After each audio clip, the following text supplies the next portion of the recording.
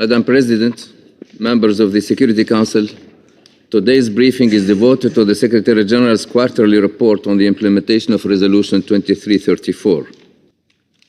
Since the 17th of June cutoff date for the written report, hostilities continued between Israel and Hamas, including Israel Defense Forces airstrikes, artillery shelling, and ground operations across Gaza.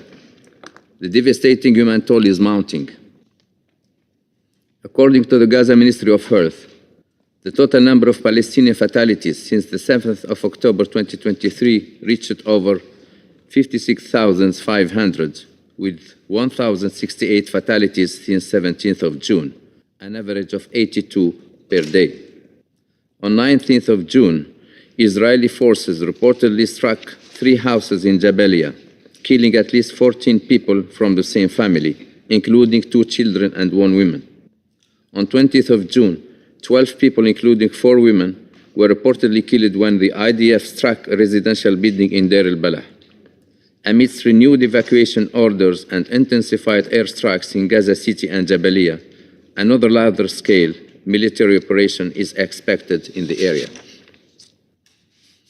According to the Israeli sources, since 17th of June, 9 members of the IDF were killed in hostilities in Gaza, including several soldiers killed when Hamas targeted their armored vehicle with an explosive device. Israel sources reported that more than 1,748 Israelis and foreign nationals have been killed in attacks in or originating from Gaza since 7 of October 2023. 50 hostages, including 1 woman, are still being held captive by Hamas and other Palestinian armed groups in Gaza. Attacks on Palestinians seeking aid continued, including frequent casualty incidents in the vicinity of militarized food distribution points and aid convoys. Since 17th of June, at least 580 Palestinians have been killed either trying to reach Gaza Humanitarian Foundation distribution points or waiting for other aid convoys, according to the Gaza Ministry of Health. On 17th of June, at least 50 people were killed and 200 were wounded in Khan Yunis when an IDF tank opened fire on a crowd of people waiting for World Food Programme food trucks. On 24th of June, IDF troops reportedly opened fire near Gaza Humanitarian Foundation sites north of Al Bureish camp and northwest Rafah, killing 49 Palestinians and injuring 197 others. In the occupied West Bank, Israeli security forces continued operations in the northern part of the occupied West Bank. On 25th of June, a 15-year-old Palestinian was killed during an Israeli operation in Al Yamoun, west of Jenin. On the same day, an elderly woman was reported shot and killed by Israeli security forces in the Shufa refugee camp in East Jerusalem. Attacks by Israeli settlers in the occupied West Bank have intensified in recent days. On 19th of June, armed Israeli settlers, in the presence of Israeli forces, reportedly opened fire on Palestinians in the town of Surif, northwest of Hebron, killing 1 and injuring 7 others.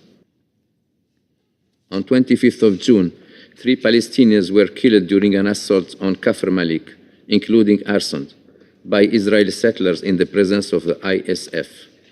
The following day, Israeli security forces dismantled the nearby Baal Adzor settlement outposts, leading to repeated clashes with settlers over several days.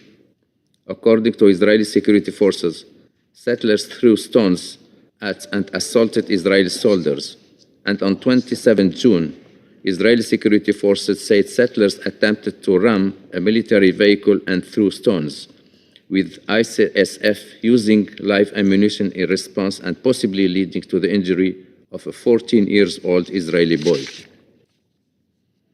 Madam President, allow me to highlight some of the Secretary General's observations regarding the implementation of Security Council Resolution 2334 during the reporting period. The Secretary General once again strongly condemns the horrific attacks by Hamas and other Palestinian armed groups in Israel on 7 October 2023 and their continued holding of hostages in horrific conditions. Nothing can justify these acts of terror. We remain appalled that hostages may be subjected to ongoing ill treatment and that the bodies of hostages continue to be withheld.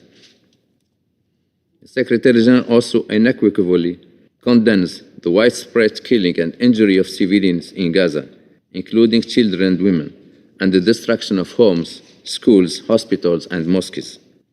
The level of suffering and brutality in Gaza is unbearable. The continued collective punishment of the Palestinian people is unjustifiable. We remain deeply concerned by Israeli military operations in Gaza that render large areas of Gaza uninhabitable.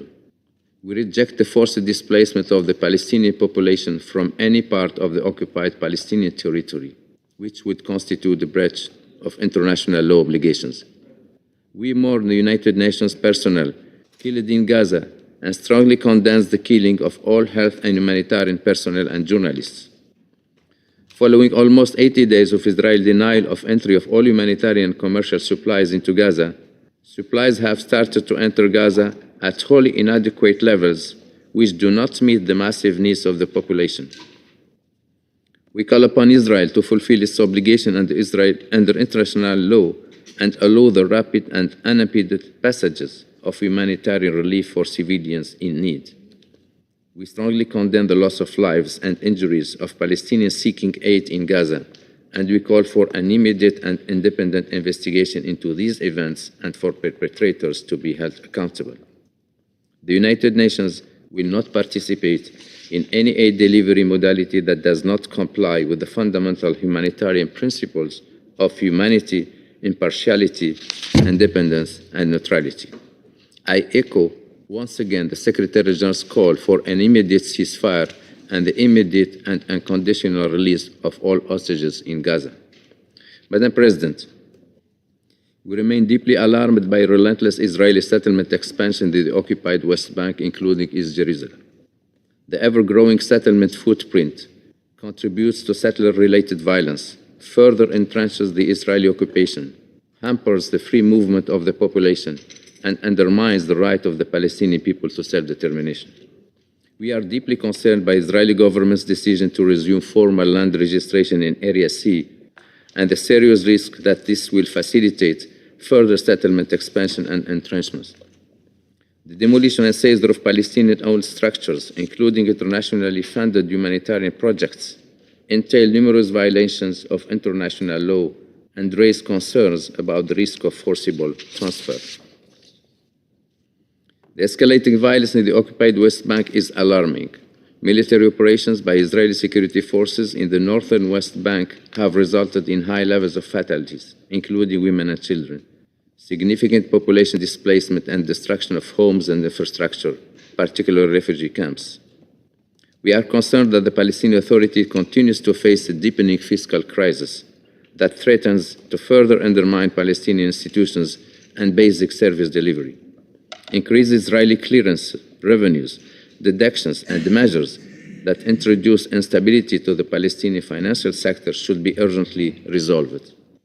The international community must provide immediate support to the Palestinian government to strengthen its governance capacity, address its fiscal challenges, and prepare it to reassume its responsibilities in Gaza. This will require the establishment of political and security frameworks that can relieve the humanitarian catastrophe, start early recovery and reconstruction, address Israel's legitimate security concerns, and lay the groundwork for a political process to end the occupation and establish a viable two-state solution. We welcome reform steps undertaken by the Palestinian Authority, including the appointment of a Vice President of Palestine, and encourage continued reforms, urging international partners to support these efforts. We regret the need to suspend the high-level international conference for the peaceful settlement of the question of Palestine and the implementation of the two-state solution, and welcome the continued commitment of the co-chairs, France and the Kingdom of Saudi Arabia, to convene the conference as soon as possible. Madam President, allow me also a brief comment regarding the recent military escalation between Iran and Israel, which the Council has discussed in the past days.